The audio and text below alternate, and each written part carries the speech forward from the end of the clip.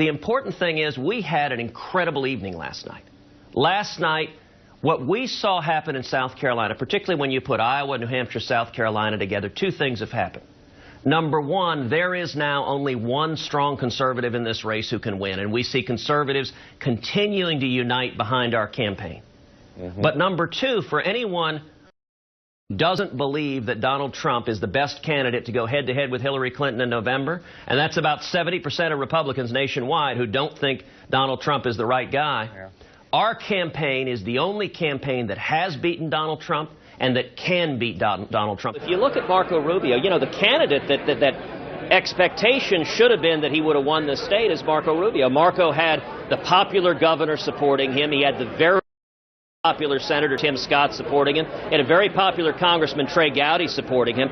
All of the political establishment in South Carolina came behind him, and he had millions and millions of dollars of TV advertising backing him up, and yet his results have been, you know, he's now finished third in Iowa, fifth in New Hampshire, and either third or second in South Carolina. We don't know right now. And I've got to say that's really striking. And, you know, Jake, if you contrast that to Iowa, I was in the same position as Marco. The leading conservatives in the state in Iowa were backing me, and we won. We won decisively when we had the leading players behind us. When Marco had the leading players behind him, he couldn't come anywhere close to Donald Trump. That ought to be a real warning sign as to what state exactly is Marco going to win. And if you want to beat Donald Trump, you got to look at the only candidate, the only campaign that has ever beaten Donald Trump. And that the numbers show, you know, the polling show head-to-head, that I beat Donald by 16 points head-to-head nationally. If you want a candidate who opposes amnesty, who opposes citizenship for the 12 million people here illegally, I'm the only candidate in the race who opposes that. If you want a candidate who's led the fight against Obamacare, who will lift the burdens on small businesses and bring back jobs, I'm the only candidate in the race with that proven record. If you want a candidate to defend life and marriage and religious liberty and the Second Amendment and to appoint strong constitutionalists to the court, I'm the only candidate with that record. That's why conservatives are uniting behind our campaign. And national polling has consistently shown that head-to-head Donald loses to Hillary, and head-to-head I beat Hillary Clinton.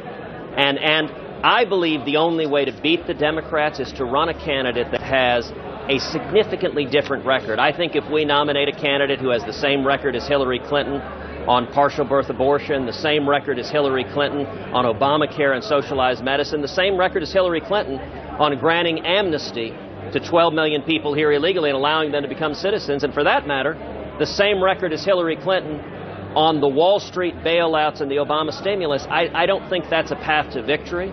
I think the way we win is to follow Reagan's admonition that we paint in bold colors, not pale pastels, and the more this race narrows, what we're seeing is that old Reagan coalition coming together behind our campaign as the strongest conservative who can win, not just the primary, but win the general and lead the effort to turn the country. And so, as you see other candidates that are suspending their campaign, that are moving on, their supporters are trying to decide, where do I want to go? And I think there are a lot of people that have good faith concerns, real concerns, that Donald Trump is not the best candidate for us to nominate. And I would say if that's where you are, I would encourage you, come to tedcruz.org, join us, because if we stand together, that's how we're going to win, and it's how we're going to win the general as well.